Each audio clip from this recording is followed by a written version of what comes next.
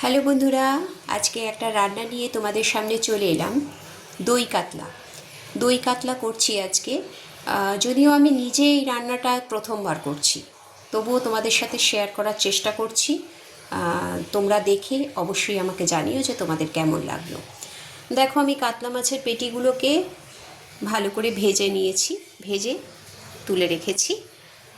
আর এবার আমি তেলের মধ্যে গোটা গরম মশলা থেতো করে সেটাকে ফোড়ন হিসাবে দিয়ে দিলাম। এলাচ আর দারচিনি, লবঙ্গ দেব না।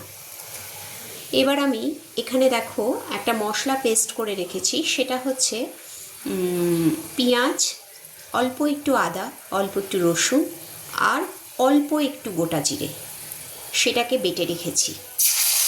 এইটা আমি এবার তেলে দিয়ে দেবো এবং খুব ভালো করে এই মশলাটাকে কষতে থাকবো।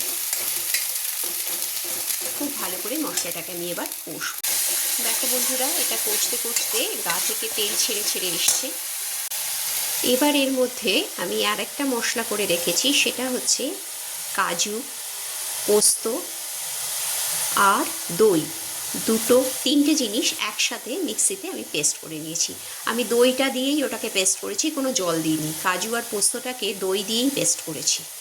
তো এইটা আমি এর মধ্যে দিয়ে দেবো। এতে হবে কি, তোমাদের দইটাকে আলাদা করে আর ফ্যাটানোর দরকার হবে না, মিক্সিতেই এটা মানে মশলার সাথেই ফেটিয়ে যাবে। তো এটা দিয়ে এবার আমি আবার ভালো করে এটাকে কষব। এটার মধ্যে আমি পরিমাণ মতো নুন দেব আর পরিমাণ মতো চিনি দেব, দিয়ে আবারও এটাকে খুব ভালো করে কষতে থাকবো। দেখো বন্ধুরা, মশলাটা কষতে কষতে বেশ খুব সুন্দর একটা কালার এসে গেছে, একদম ঠিকই ব্যাপার একটা এসে গেছে। গন্ধটা তো তোমাদের বোঝাতে পারছি না, খুব সুন্দর একটা গন্ধও উঠেছে। তো এবার আমি এর মধ্যে আস্তে আস্তে ভাজা মাছগুলোকে দিয়ে দেবো এবং দিয়ে ভালো করে এটাকে মানে গ্রেভির মধ্যে নাড়াচাড়া করে নেবো মাছগুলোকে। দেখো, দই কাতলা কিন্তু রেডি হয়ে গেছে। এবার এখানে নামানোর আগে আমি কিছু কাঁচা লঙ্কা ফাটিয়ে এর উপরে দিয়ে দেবো। তো তোমাদেরকে দেখাচ্ছি, দেখো দই কাতলা কিন্তু একদম রেডি। এটা কিন্তু খাওয়ার জন্য একদম রেডি হয়ে গেছে। তো তোমরা অবশ্যই আমাকে জানিও তোমাদের কমেন্ট বক্সে যে তোমাদের এই দই কাতলার প্রিপারেশন কেমন লাগলো।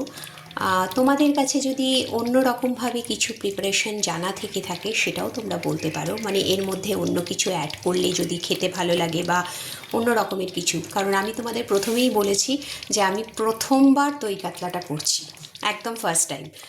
তো তোমরা যদি মনে করো প্রিপারেশনটা দেখার পর যে এর মধ্যে অন্য আর কিছু অ্যাড করলে সেটা খেতে ভালো লাগবে বা একটু অন্য রকম লাগবে, তো অবশ্যই তোমরা আমাকে কমেন্ট বক্সে কমেন্ট করে জানিও।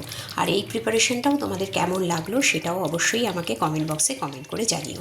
তো আজকের মতো তোমাদের কাছ থেকে বিদায় নিচ্ছি, আবার অন্য কোনো সময় অন্য কোনো রেসিপি নিয়ে চলে আসবো। টাটা।